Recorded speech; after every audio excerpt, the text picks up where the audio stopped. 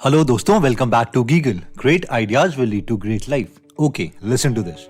एक अमेरिकन लड़की है जिसका नाम है जॉन गिंथर। इन्होंने 1993 में एक लॉटरी जीती जिसकी वैल्यू थी $5.4 मिलियन, यानी करीबन 40 करोड़ रुपए के आसपास, जिससे इनकी पूरी लाइफ चेंज होगी। सब इन्हें बहुत कॉन्ग्रेचुलेट कर रहे थे, लेकिन ऑब्वियसली कुछ सालों के बाद सब इन्हें भूल गए। लेकिन फिर 2006 में इन्होंने एक और लॉटरी जीती जिसकी वैल्यू थी 14 करोड़ रुपए। सब हैरान हो गए कि वाह यार, क्या किस्मत है, 2 बार लॉटरी जीत गई। लेकिन 2 सालों के बाद इन्होंने तीसरी बार लॉटरी जीती जिसकी वैल्यू थी 21 करोड़ रुपए। ये तो हद हो गई थी कि एक ही लड़की 3 बार लगातार लॉटरी कैसे जीत सकती है। लेकिन 2010 में इन्होंने फिर चौथी बार लॉटरी जीती और इस बार इस लॉटरी की वैल्यू थी करीबन 70 करोड़ रुपए। अगर प्रोबेबिलिटीज की टर्म में हम बात करें तो एक इंसान लगातार 4 बार लॉटरी जीत जाए, इसकी प्रोबेबिलिटी बनती है 1 in 1 सेप्टिलियन, यानी 10 के आगे 24 जीरो लगाओ। और इन सब केसेस में सिर्फ एक ही बार ऐसा होता है। सबको लग रहा था कि ये बहुत लकी है, लेकिन कुछ लोगों को शक भी हो गया था, क्योंकि जॉन गिंथर एक नॉर्मल हाउसवाइफ नहीं बल्कि स्टैनफोर्ड से स्टैटिस्टिक्स में PhD थी। रहती वो लास वेगास में थी, लेकिन इसके बावजूद लॉटरी टिकट खरीदने के लिए वो टेक्सास के रूरल एरिया में जाती थी। बहुत से रिपोर्टर्स ने इनके इंटरव्यूज लेने की कोशिश की, लेकिन इन्होंने आज तक किसी को इंटरव्यू नहीं दिया। तो सवाल यह था कि क्या इनके पास कोई पैटर्न है जीतने का। अब हम में से जिन लोगों ने मिस्टर बीस्ट की वीडियो देखी होगी तो उन्हें लगता है कि यार कोई पैटर्न नहीं होता। मिस्टर बीस्ट ने भी अपनी यूट्यूब वीडियो बनाने के लिए 7 करोड़ रुपए खर्च किए थे, जिससे उन्होंने 1,20,000 लॉटरी टिकट्स ली थी। अगर आपने ये वीडियो नहीं देखी तो आप गेस कीजिए कि जब इन्होंने इन 7 करोड़ रुपए की लॉटरी टिकट्स को स्क्रैच किया तो उन्होंने कितने पैसे कमाए होंगे। यस, यू आर राइट, वो ओवरऑल लॉस में ही रहे। 2 करोड़ के लॉस में उन्होंने करीबन 5 करोड़ 40 लाख रुपए कमाए। Shop tickets was $720 grand. I found a $700,000 island. लेकिन हम ये श्योरिटी के साथ कह सकते हैं कि पैटर्न्स तो जरूर एग्जिस्ट करते हैं, क्योंकि इसके पुख्ता सबूत है जिम साइमंस, जिनके ऊपर बुक भी लिखी जा चुकी है, the man who solved the market. तो हम में से जो लोग जिम साइमंस को नहीं जानते, तो जिम साइमंस बेसिकली एक अमेरिकन मैथमेटिशियन है जिनका मैथमेटिक्स को पढ़ाने के बाद ट्रेडिंग में इंटरेस्ट आ गया और फिर उन्होंने कंट्री के टॉप मैथमेटिशियंस, नोबेल लॉरिएट्स को हायर किया मैथमेटिकल मॉडल्स बनाने के लिए, जिससे वो ट्रेडिंग में बेस्ट परफॉर्म कर सके। और उन्होंने किया भी। उन्होंने रेनेसांस टेक्नोलॉजी नाम की हेज फंड को फाउंड किया और ट्रेडिंग से उन्होंने इतना पैसा कमाया कि वो बिलियनियर बन गए। और ये अकेले ट्रेडर हैं जिसे वॉरेन बफेट भी अप्रिशिएट करते हैं। ये कहते हैं कि जिम साइमंस और उनकी टीम बहुत स्मार्ट है। But they were very, very smart and very high grade, by the way. yeah. Jim Simons. मगर अब हम में से बहुत लोग सोच रहे होंगे कि यार ये तो टॉप क्लास मैथमेटिशियन, कोई नॉर्मल बंदा थोड़ी ना इन्हें बीट कर सकता है। ओके, तो हम मार्ज और जेरी सेल्बी का एग्जांपल लेते हैं। ये एक बूढ़ा कपल था जिनकी एक दुकान थी जिसमें ये बाकी चीजों के साथ साथ लॉटरी टिकट्स भी बेचते थे। इसमें हस्बैंड जेरी सेल्बी ने एक बार एक लॉटरी सिस्टम के बारे में ऐड देखी। मेंटली कुछ मिनट तक कैलकुलेशंस करने के बाद इन्हें पता चल गया था कि अगर वो एक पर्टिकुलर टाइम में पर्टिकुलर नंबर्स खरीदते हैं तो उसे प्रॉफिट हो सकता है। लेकिन उसने पहले ये स्कीम अपनी वाइफ को नहीं बताई, क्योंकि उनकी वाइफ थोड़ी कंजूस थी। 2003 में उन्होंने पहले खुद ही लॉटरी खरीदना स्टार्ट कर दिया, जिसमें उन्होंने पहले $3,400 की लॉटरीज ली और उन्होंने $6,300 कमाए। उसके बाद $8,000 की लॉटरी ली और $15,700 कमाए। एक बार जेरी ने अपनी थियरी कंफर्म कर ली तो उन्होंने ये तरीका अपनी वाइफ को भी बता दिया और उनकी वाइफ ने कैलकुलेशंस करते ही बोल दिया, हाँ मैं समझ गई, ये तरीका पक्का काम करेगा।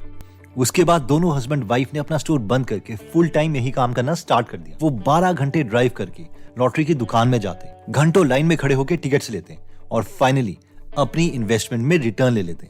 खुद तो उन्होंने पैसे कमाए ही, साथ में अपने फ्रेंड्स और फैमिली मेंबर्स को भी काफी अर्न करके दिया। इन टोटल उन्होंने 149 करोड़ रुपीस की लॉटरी टिकट जीती। और फिर हमें से कई लोग बोलते हैं कि मैथ्स मजेदार नहीं है। एनीवेज, ये कपल अभी भी सिंपल लाइफ जी रहा है और ये कहते हैं कि मिलियनर बनने के बाद भी ये वैसी ही लाइफ जीते हैं। Doesn't necessarily seem like you're living like millionaires.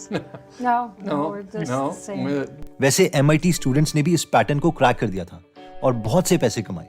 लेकिन बाद में बॉस्टन ग्लोब न्यूज़पेपर के रिपोर्टर्स को ये पता चल गया और फिर सबको पता चल गया और फिर ये पर्टिकुलर लॉटरी सिस्टम ही बंद कर दिया गया। एनीवेज, इसमें कुछ इलीगल तो था नहीं, इसलिए जिसने जितने पैसे कमाए थे वो उन्हीं के पास रहे। इन कपल्स ने क्या कैलकुलेशंस करी थी, इस पर बहुत सी आर्टिकल्स और वीडियोस बन रखी हैं।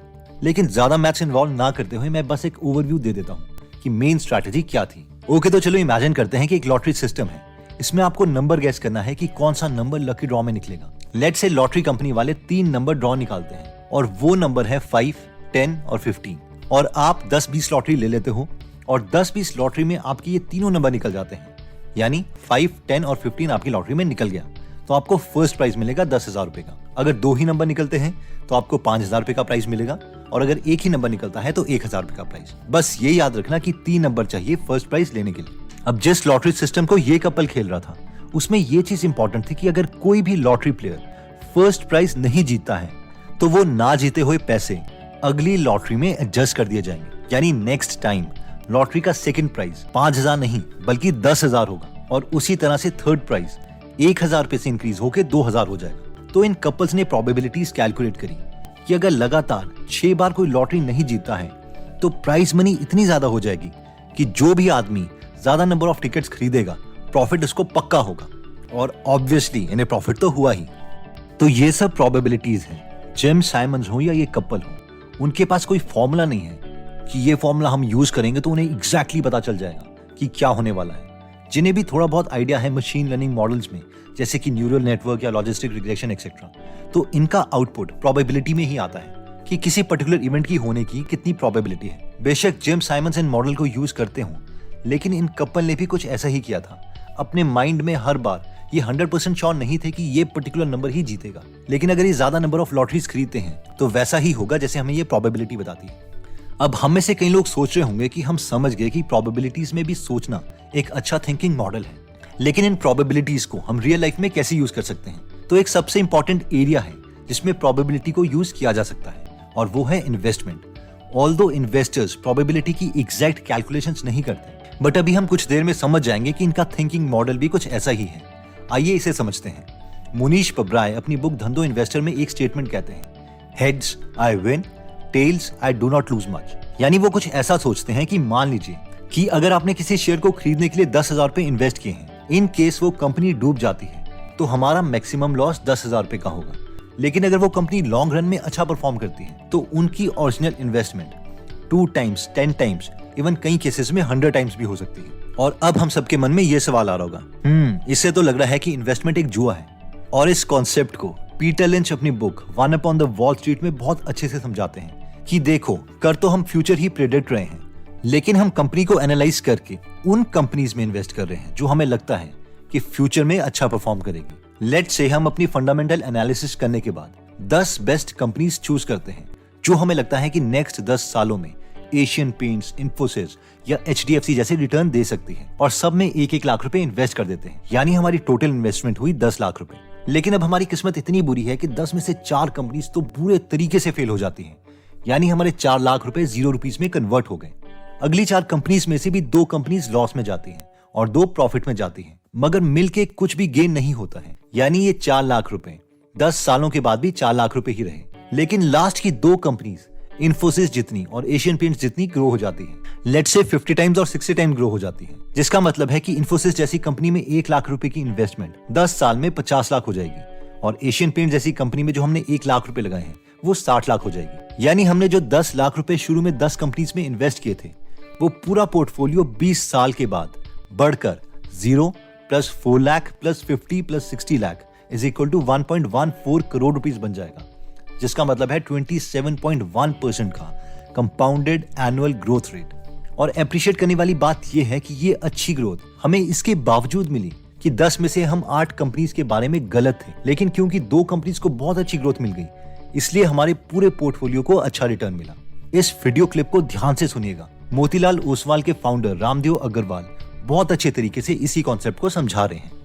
इसमें क्या पोर्टफोलियो में होता क्या है, जैसे आपके पास 15 स्टॉक है, टिपिकली 10 से 15 स्टॉक होते हैं। 15 स्टॉक में क्या है, आपको 10 स्टॉक नॉर्मल ढंग से चलते रहे, 15% के हिसाब से कमाते रहे।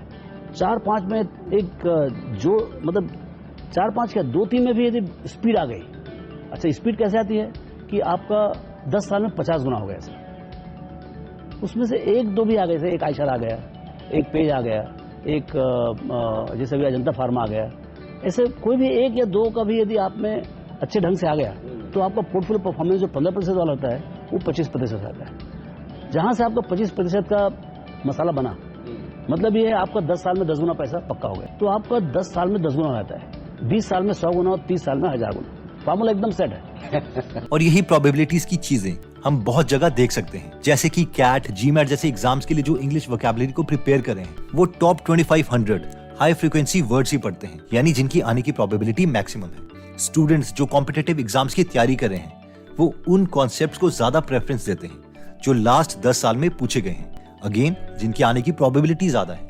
ह्यूमन लाइफ भी हमें प्रोबेबिलिटी बहुत अच्छे से सिखाती है। 100 मिलियन स्पर्म्स में से सिर्फ एक हेल्दी स्पर्म एग तक पहुंचता है और लाइफ मिलती है, यानी हमारे पैदा होने के चांस भी 1 in 100 मिलियन थे। साला पैदा होने के लिए भी 300 मिलियन स्पर्म से रेस लगानी पड़ी थी। तो बेसिकली इस वीडियो की लर्निंग ये है कि लाइफ को बाइनरी डिसीजन वाले थिंकिंग मॉडल से हम नहीं जी सकते। बाइनरी का मतलब है यस या नो।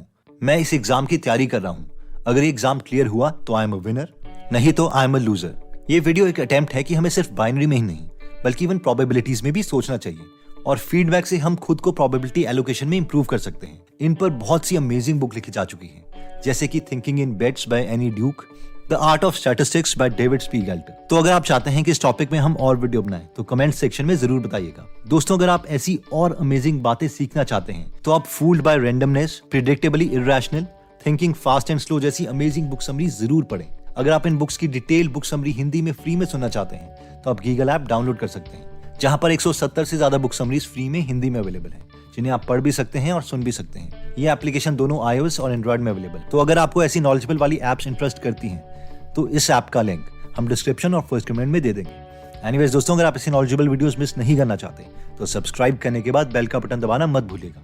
आप कमेंट करके ये भी बता सकते हैं कि आप नेक्स्ट वीडियो किस टॉपिक पर चाहते हैं। जल्दी हम आपसे दोबारा मिलेंगे। जय हिंद।